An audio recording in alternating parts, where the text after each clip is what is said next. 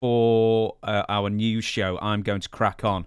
And we've got, you know me. I send you these scripts like Gone with the Wind. You know how long they all are, so we'll get through as much as we can. And But then, today wasn't that long though. oh well, the news one's 3 pages. The question one is less than two, and you were appreciating some of the questions in that as well. But for now, we will leave it with this. And first thing we'll say is best wishes to Barry Windham, who recently had a heart attack. Bray Wyatt gave further information. I'd love to read it, but the light's very dim here. This week, my uncle Barry Windham had a massive heart failure in Atlanta, and he went down and he didn't have a pulse for 10 or 20 minutes.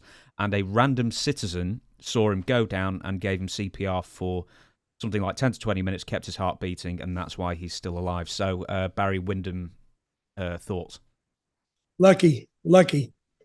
Now, I don't know if I believe the 10 to 20 minutes without a heartbeat. Usually that signifies you're dead.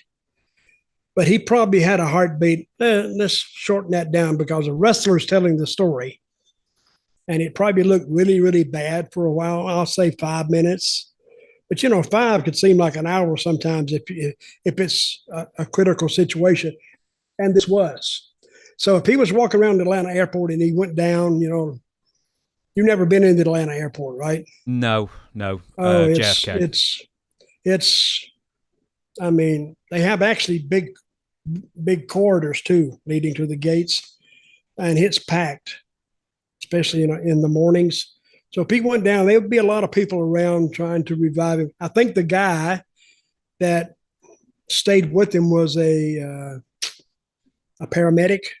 I think he may have been. Yeah, he was called Michael Todd Lalick. But he just happened to be there, saw him go down. I don't know if what Bray means by he didn't have a pulse for 10, 20 minutes. Maybe he means that his heart wasn't beating on its own for 10 to 20 minutes.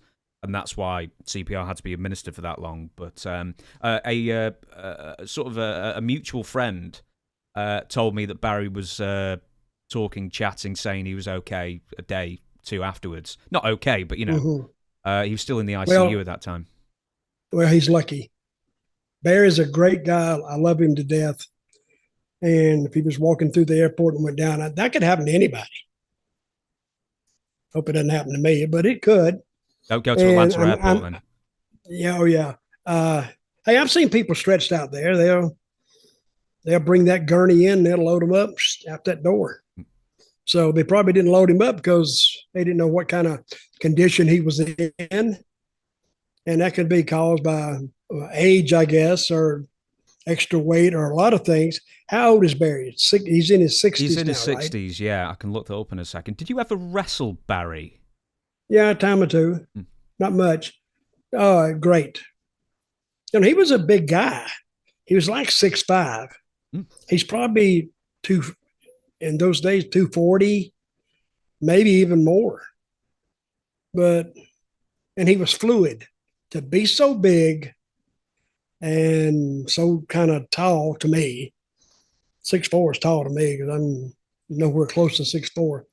But for him to be so fluid and be so big it's amazing to watch. I even watch him now and say, wow, that's just it's just fluid work. Because he came from a wrestling family, so that may have come naturally to him anyway. Is he one of those guys like Bob Orton Jr. or Ricky Steamboat that almost makes it look too easy because they're just that good? Almost. They make it look like no effort is required. They're that good. I mean, they all throw good punches. But Orton, he was great from a wrestling family. Steamboat from a wrestling family. So, and they do make it look a lot easier than it really is. That's why I think sometimes fans out there saying, wow, I could do that. Oh, shit. I've seen people get in the ring and try to wrestle, and they take the first little, they call them bumps, the first little fall. They said, I can't do this. I can't do it. Because how many of those is in a normal match? 20, 30? And taking the turnbuckles and the ropes and over the tops and this and that and the other and drop kicks and landing. It takes a lot of talent to be a pro wrestler and make it look good. It's like stunt men done with one take because there's no second takes. If you screw it up, it's just screwed up. You might try to fix it down the road or do something, take their minds off of it. But once you screw it up, it's screwed up. You don't get a second take on it. You ever watch stunt men plan their falls? It's meticulous. It takes them 2 or 3 days. And they'll get up there and they'll look and they'll check the wind and they'll do this. A wrestler doesn't have time to go up there and get a weather report. I mean, he said, okay, I'm going to do this, boom, and he does it. Of course, a lot of wrestlers, in doing that, they may plan it in the back, but a lot of times it's just called spur of the moment because they're checking the temperature of the room, see what the people are responding to.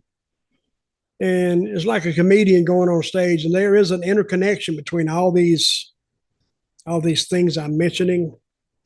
But a comedian will go on there and he hit one little joke, see what kind of response he gets. Then he hits another one, see what kind of response he hits.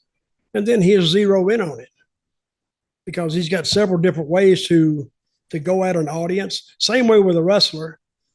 When you go in a ring, first thing I heard is, because they didn't use the terms like check the temperature of the room. They said, listen to the people. Same thing.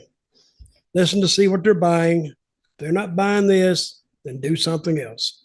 Because if you stay with it, it will be a stinker. So, but that's how it's done.